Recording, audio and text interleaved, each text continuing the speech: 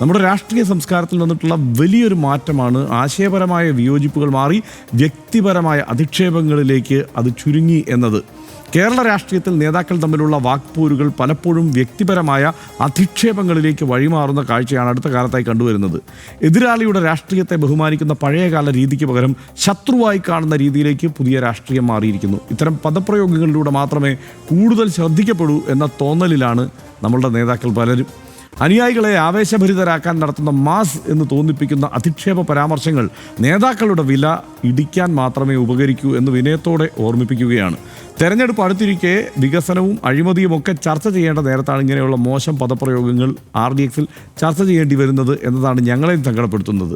ഇതിപ്പോൾ ഏതെങ്കിലും ഒരു രാഷ്ട്രീയ പാർട്ടിയുടെ ഏതെങ്കിലും ഒരു നേതാവ് എന്നതിനപ്പുറത്ത് എല്ലാ രാഷ്ട്രീയ പാർട്ടികളിലും ഈ മട്ടിൽ കടന്ന പ്രയോഗങ്ങൾ നടത്തുന്ന നേതാക്കന്മാർ ചിലരെങ്കിലുമുണ്ട്. അവരത് നിയന്ത്രിക്കേണ്ട കാലമായി. ആ കാലം മാറിയിരിക്കുന്നു. അതൊക്കെ കുറച്ചൊക്കെ അറിയാവുന്നയാളാണ് ഒരു വർഷം 60 പുസ്തകമെങ്കിലും വായിക്കുന്ന VD സതീശൻ എന്നാണ് ഞങ്ങൾ എല്ലാവരും കരുതുന്നത്. അണികൾ തമ്മിലുള്ള ശത്രുത വർദ്ധിപ്പിക്കാൻ മാത്രം ഉപകരിക്കുന്ന ഒന്നായി മാത്രമേ ഇത്തരം അധിക്ഷേപ പരാമർശങ്ങൾ ഉപകരിക്കുകയുള്ളൂ എന്നാണ് നേതാക്കളോട് പറയാനുള്ളത്. അത് ആകപ്പാടെ ശത്രുതയും വെറുപ്പും പടർത്തും. അതിനപ്പുറം നിങ്ങൾ വിതയ്ക്കുന്നത് മറ്റൊന്നുമല്ല എന്നത് ഓർക്കണം.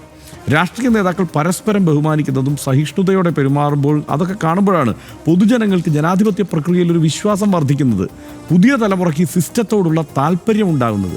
ജനാധിപത്യത്തിൻ്റെ ആരോഗ്യത്തിന് ഒട്ടും ഗുണകരമല്ലാത്ത അധിക്ഷേപ പരാമർശങ്ങൾ നേതാക്കൾ തിരുത്തുമെന്ന് തന്നെ നമുക്ക് പ്രതീക്ഷിക്കാം.